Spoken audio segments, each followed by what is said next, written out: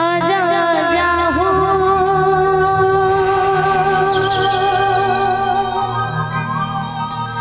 जय हो वन राजा हो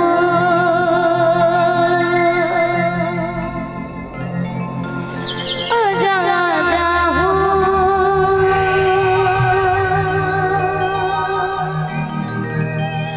जय हो वन राजा हो।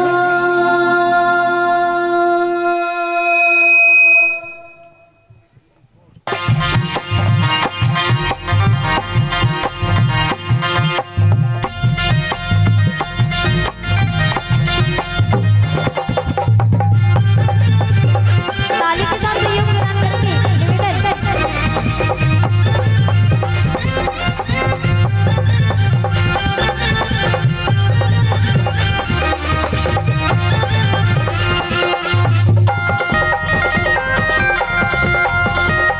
आजा आजा हो जय हो वन राजा हो आजा आजा हो जय हो वन राजा हो। मैं प्रभु प्यारी हे लंबोदर मगनलारी मैं प्रभु प्यारी हे लंबोदर मगनलारी और बिगड़ी आंखें बना चाहो जय हो वन राजा हो आजा आजा हो जय हो वन राजा हो।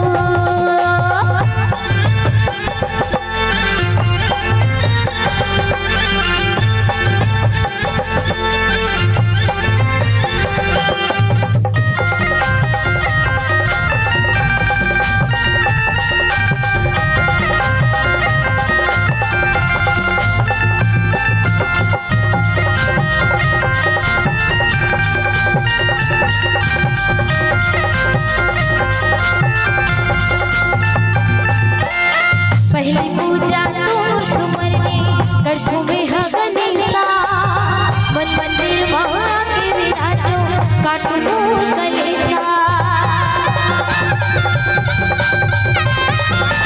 हाँ, पहली पूजा तो सुमरने कर तुम्हें हगनीसा मन मंदिर वहाँ के विराजो काटो कलेसा। मेरे प्रभु प्यारी हे लंबोदर मगनलारी मेरे प्रभु प्यारी हे लंबोदर मगनलारी और बिगड़ी आंखें बना चाहो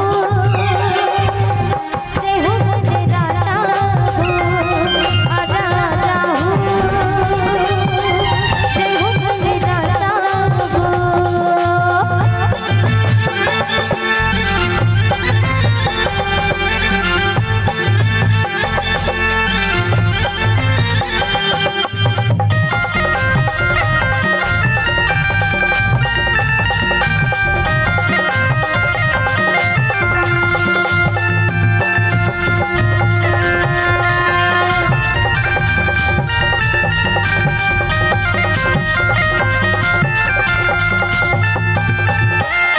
हे गणनायक सिद्धि विनायक पार्वती के लाला विघ्ननाशक शुभ फलदायक विघ्न हरने वाला।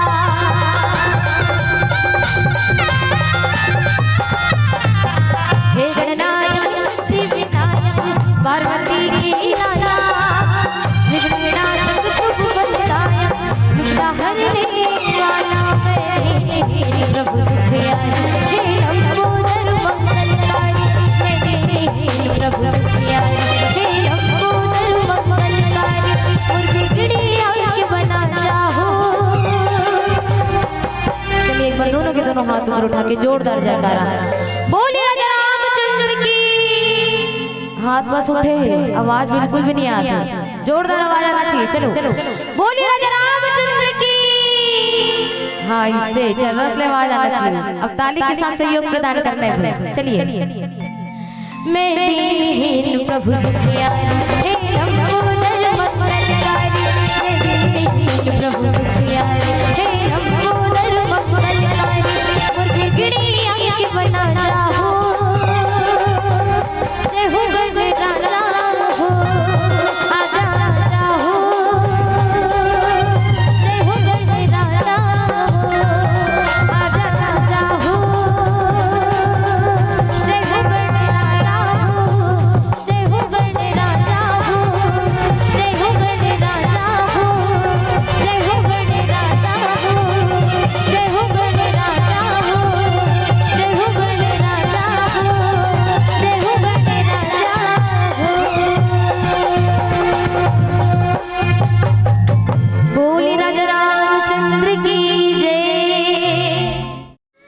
मंत्र काहे मैं जानू नहीं,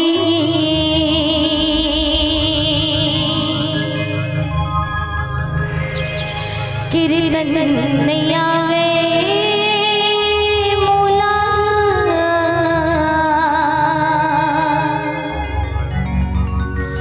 बोली भाषा नहीं जानो,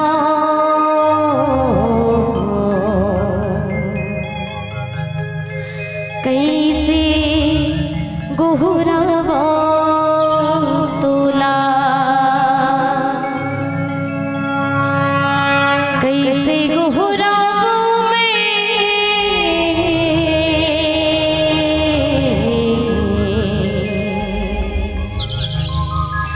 कैसे सूर्यवा तोला, मन माय ठन आस हवे, आसमां विश्वास हवे,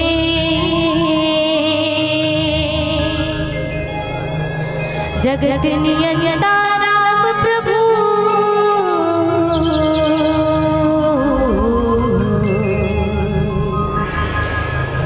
तू ही ला गोहरावा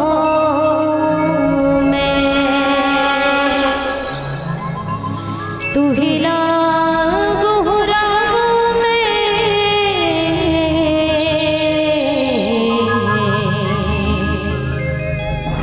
तू ही ला सूर्यवा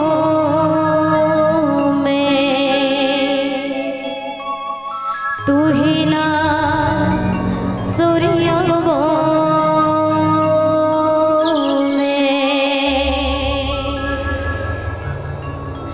दाई चंडी दाई वो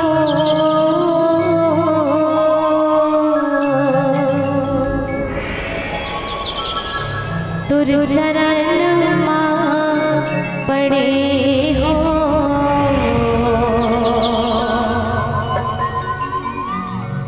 दाई दुर्गा दाई वो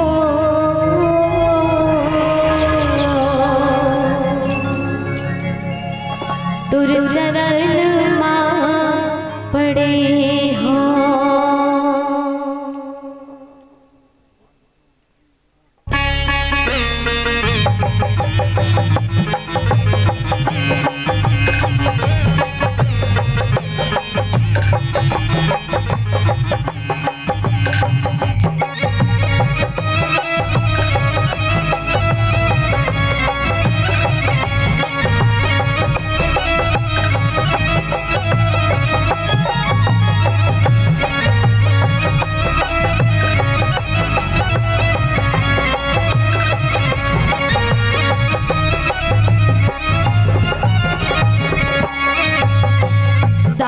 चंडी दाई वो तुर चरण मां पड़े हो, दाई दुर्गा दाई वो तुर चरण मां पड़े हो, दाई चंडी दाई वो तुर चरण मां पड़े हो, दाई दुर्गा दाई वो तुर चरण मां पड़े हो।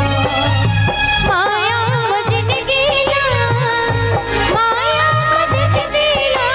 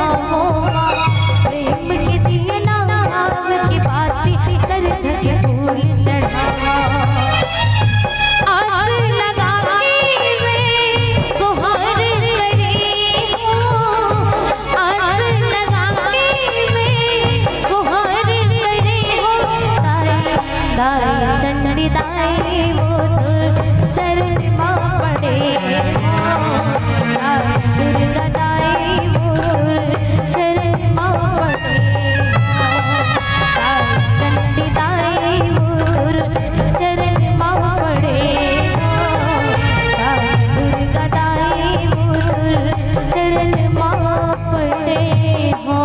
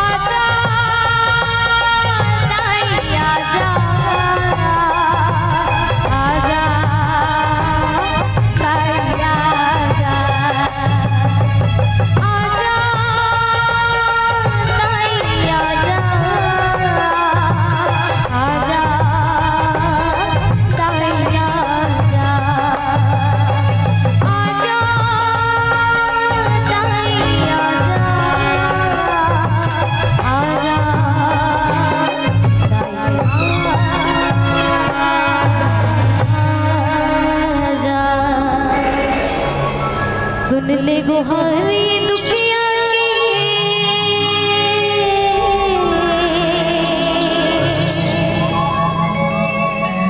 सुन ले गुहारी दुखिया की दियत रखे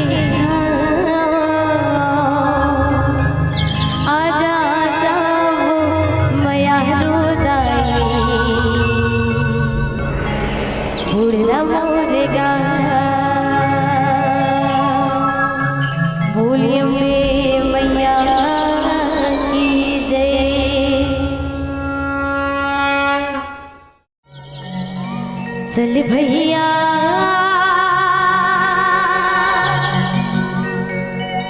चलती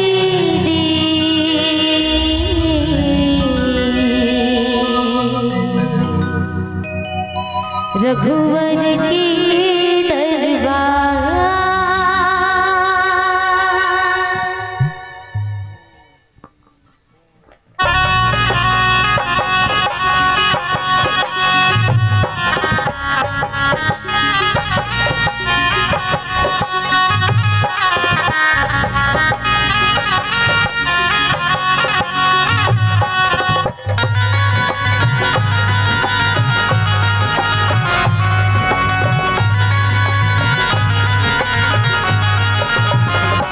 चल भैया चल दीदी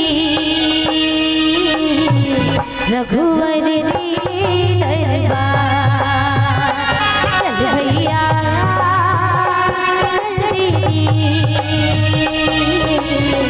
रघुवर की दरबार। मन के मनौती पूरा होते बिगड़े हम जाते रोत रोत आते हंसत हंसत जाते रघुवर के दरबार। चल भैया चल दीदी रघुवर के दरबार।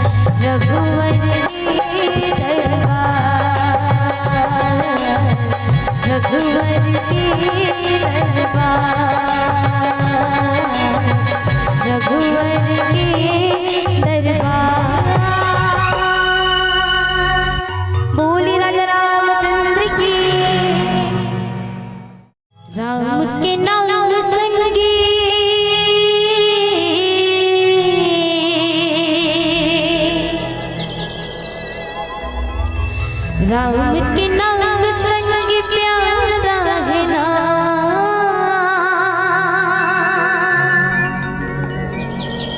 जिंदगी की तो सहारा।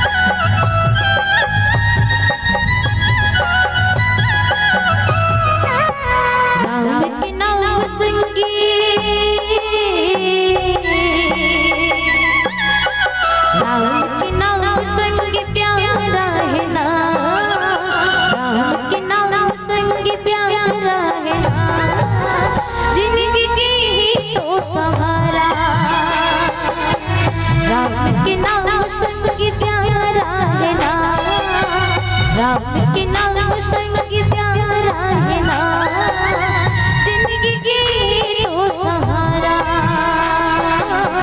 जिंदगी की तो सहारा।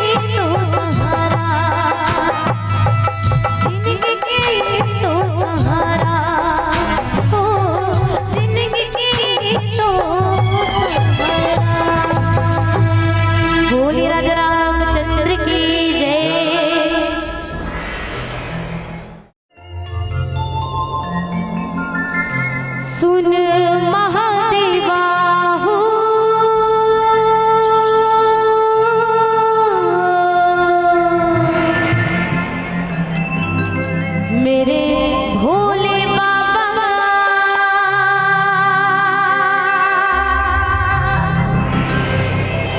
सुन महादेवा।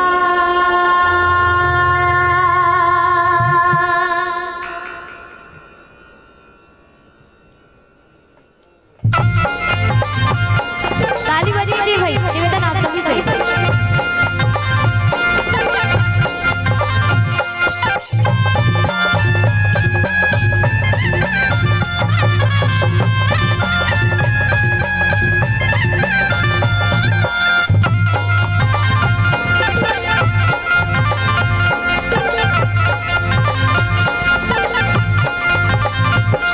मेरे भोले से भोले बाबा। कौन कौन भोलेनाथ महाराज ला मानतो जी? हाथ इसे ऊपर करके बताना है। चलो चलो मानतो ना?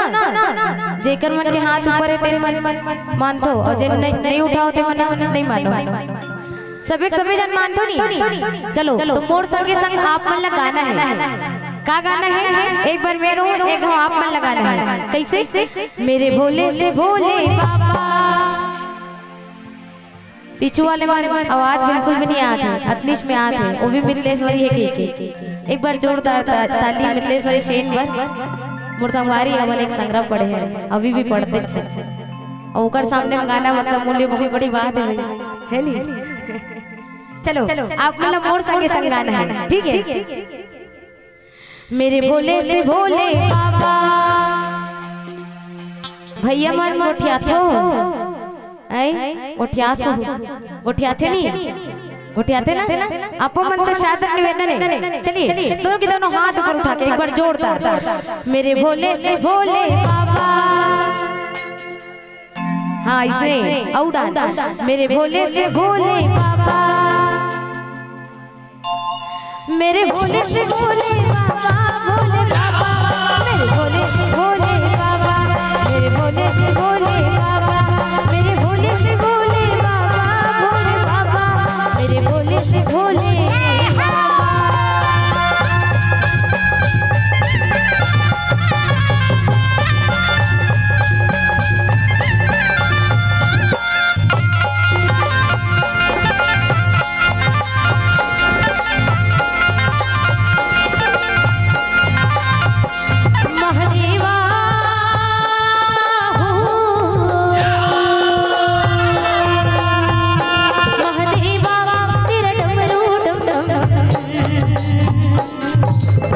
एक बार दोनों के दोनों हाथ ऊपर उठा के ओम नमः शिवाय शंभु, ओम नमः शिवाय। कैमरा वाले भैया उधर दिखाइए, मुझे मत दिखाते हैं, वो मन बस भजन कर रहे थे। आप मन से सादर निवेदन है। चलो एक बार दोनों के दोनों हाथ, अब जोरदार उठना चाहिए, कैमरा को हटा जाते हैं। चलो ओम नमः शिवाय शंभु, ओम नमः शिवाय।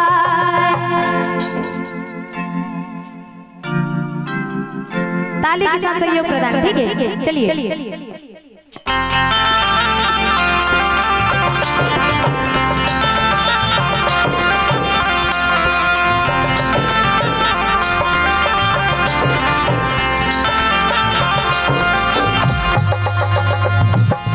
ओम नमः शिवाय शंभु, ओम नमः शिवाय, ओम नमः शिवाय शंभु, ओम नमः शिवाय, ओम नमः शिवाय शंभु, ओम नमः शिवाय, ओम नमः शिवाय शंभु, ओम नमः शिवाय। सपना रखवाला शिव जी, डमरू वाला जी, डमरू वाला, ऊपर कैलाश रहता भोलेनाथ जी।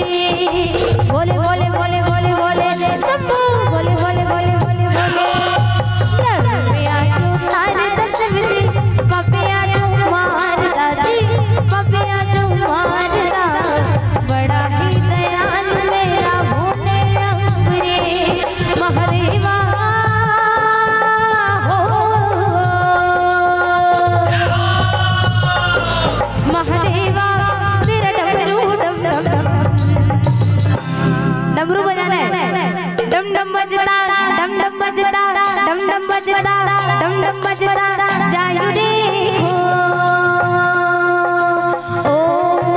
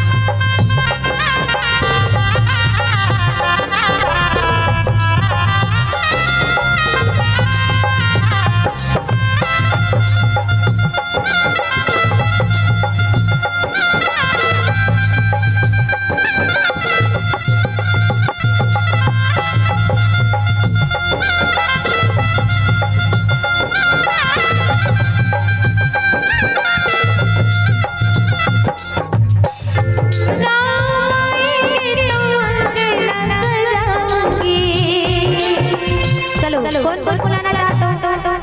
कौन कौन चाहते हो कि तुम्हारे घर में राम आए? वैसे सबे बुलाते राम ला काली के, हम वो बंद देखते रहे लाइव में हैं। चाहते नहीं जी हैं? हाँ तो नहीं। हाँ तो जोरदार आवाज के साथ साथ राम भगवान को बुलाना है। चलो मोर संगे संग चलिए। राम आएंगे तो अंगना सजाओगे, तू मन बुला तो वही तुम्हारे मन में, तो पीछू वाले मन लेकर बुला लो अभी। चलो बुलाना चाहा तो नहीं, पीछू से आवाज आना चाहिए, मैं सुनना चाहता हूँ। चलिए। राम आएंगे तो अंगना सजाओगे,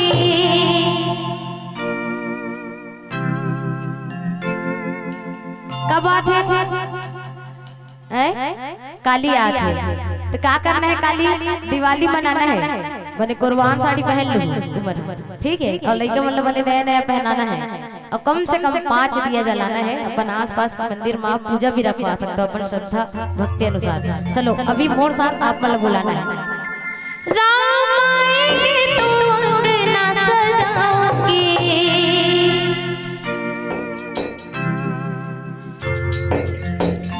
दीप जला के दिवाली में मनाओगे,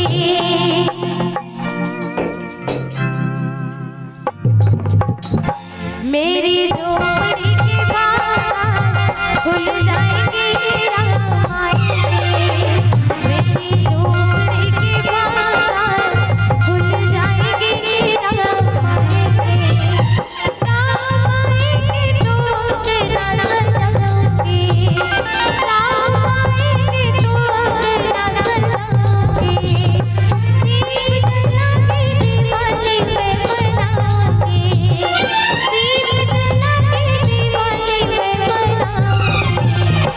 मेरे जन्मों के सारे पाप मिट जाएंगे, राम आएंगे, मेरे जन्मों के सारे पाप मिट जाएंगे, राम आएंगे।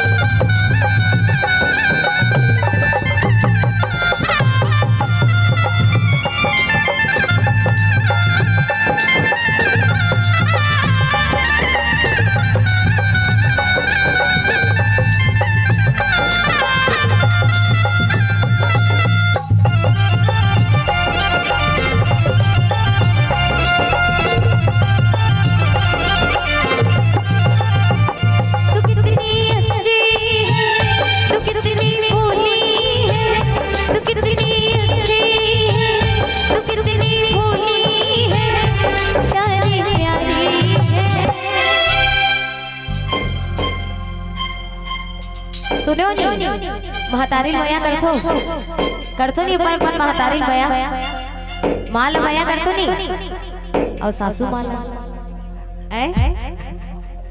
करतो। चलो जोरदार आवाज आना चाहिए। माँ आप मन ला गीत गाना है अपन अपन माँ पर, तुहर मन के माँ बैठी हुई ना खुश हो जाइए आज, मोर बेटी जबरदस्त गात है मोर बरे से। चलो गाना है, ठीक है? तू कितनी अच्छी है, तू कितनी भोली है, तू कितनी अच्छी है, तू कितनी भोली है, प्यारी प्यारी है।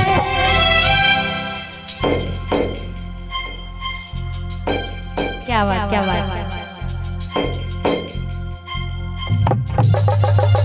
ये जो दुनिया है ये बन है कांटों का, ये जो दुनिया है ये बन है कांटों का, तू फुलवारी है।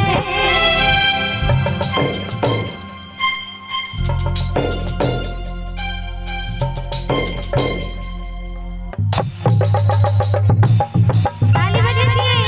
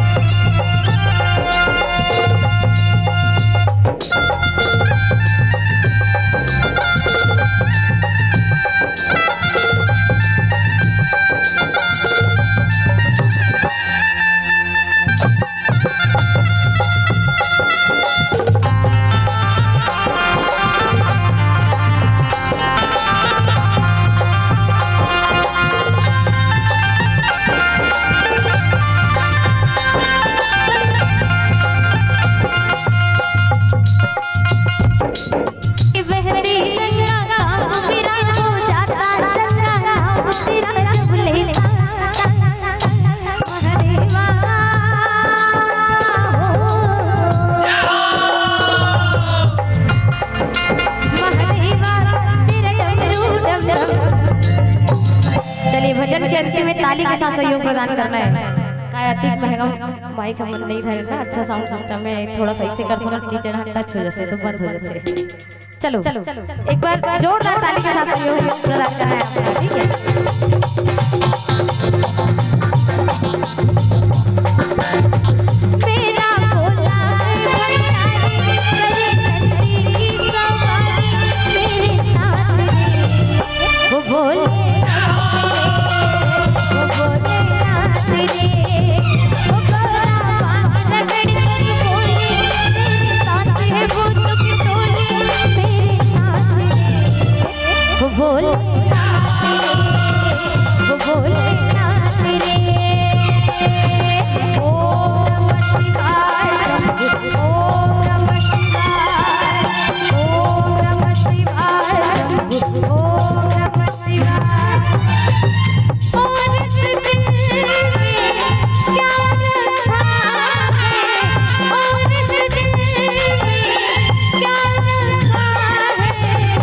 आखिरी बार राम का नाम लिखा रखा है, दोनों के दोनों हाथ उठा के चलो। राम का नाम लिखा रखा है। तो नहीं चले आते आवाज पीछे उठा लगा जोरदार। चलो एक बार जोरदार जयकारा लगाना है। बोलिए राजा रामचंद्र की। चलिए अब सगे संग गाना है। राम का नाम लिखा रखा है,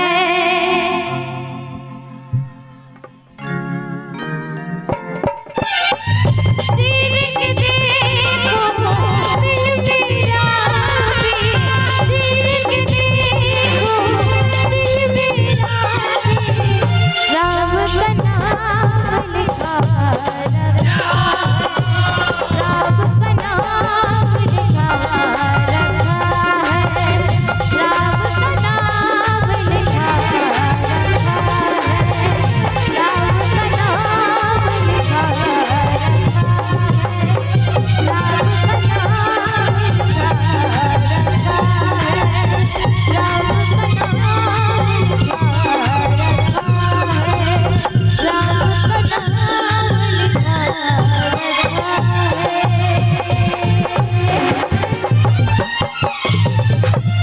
राजा रामचंद्र की।